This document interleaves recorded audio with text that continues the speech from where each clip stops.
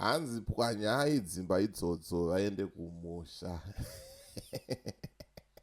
Handizoziva hangu kuti vari kumusha vakapwanyirwa vanozoenda kupi. Pakashata. Greetings good people. My name is DJ Oli and welcome to 0.5 Creative Studios. Kana uchangotanga kuti bata muzuva ranhasi, uchangotanga kusvika panapa muzuva ranhasi, dzvanya subscribe button and notification bell so that hauzorasikirwe nenyaya dzinonakidza dzine umbowo dzakafanana neuyu handitika. Saka mawane, so gara wadzvanya subscribe button and the notification bell handitika. Saka tisingapedze nguva toda kuti tipinde muvidhio randauya naro zvamanje manje. Asi tisati tapinda muvidhio randauya naro iri, remember all in one herbal medicine, gwenzi ranetsa, gwenzi raunofanira kugara unaro mumba handitika. Ukarwara nemusoro, ukarwara nemusana, mudumbu, kuda kucleana system, zvese rinoenda sei rinorova. Saka bata namba dziri pascreen idzo woti ndanzi naDJ Oli ndikuye kuzotora gwenzi all in one herbal medicine handiti. So without wasting much of your time, rega tipinde mukavidhio kandauya nako zvamanje manje kemukadzi ari kutaura kuti aiwa ngavapwanyirwe dzimba. Vanhu ava ngavapwanyirwe dzimba vaende kumusha kana vasina pekugara. Let me know what you think, kuti zvaari kutaura zvine musoro here kana kuti hazvina musoro. Wosiya comment mucomment section handitika. Saka rega tijambire mukavidhaji tuone kuti how far is too far apo. Mawana Dzimba here. Dzimba yakunaka baba. Dzimba yakunaka, rega tinzwe kuti how far.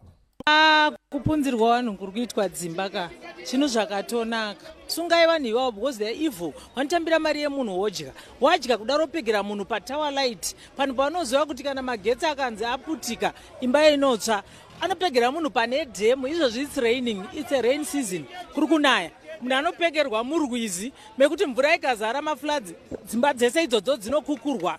So it's so painful. Muri kuzvinzwa.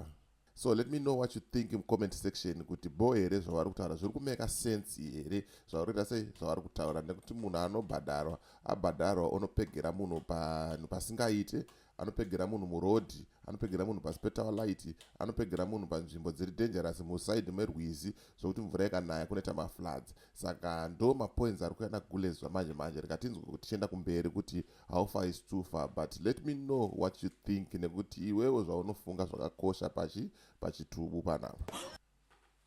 Wanhu izvozvi makaona kunana budiriro 5 kwakarenduka kwaitobuda zvinzi mafloods kuZimbabwe iyoyo, mvura kutotifambisa pasi rese kuita kunge tisina dzakakwana. Isusu taipegera vanhu dzimba mumvura, ivo vari maland barons aipegera vanhu wachidya mari, kuda mari kunge vanhu mapenzi, kuda mari kunge mahure, kupegera vanhu murwizi. Vanhu vanogara murikuwa, mvura kana yauya dzimba dziya dzofushirwa, kana dzafushirwa dzimba dziya dzemakutanga ti hurumende tibatsirei, tiri kudawo mari kune vanhu vaita mafloods. Saka tingaite tobudirira sei?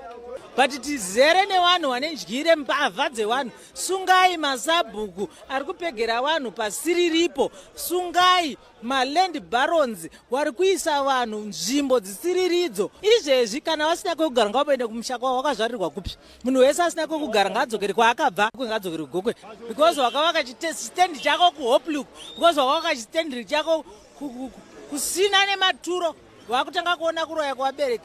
Dzikai kupunzirwa vanhu kuri kuitwa dzimba. Vakaguleza vari kuchema, vari kupopota, vasi kutombofara nezvese zvakade zviri kuitika izvozvo. Zvanzi sungai vanhu, vanhu ngavasungwe, uye vanenge vapwanyirwa dzimba vasina pekugara ngavaite sei, ngavamboenda kumusha. Mangozvinzwira mega vachitaura. So let me know what you think in comment section, kuti bo here yanga ichitaurwa nagulezi iyi kana kuti haisi bo. Ndo nyaya yanga ndinayo yandangofambira zvamanje manje. So as for me DJ Oli and the rest of the group behind the scene, ndikuti it's bye for now. Ngatisangane muvidhaji rinotera. Usakanga nokusubscribe nekubaya ka notification bell handitika.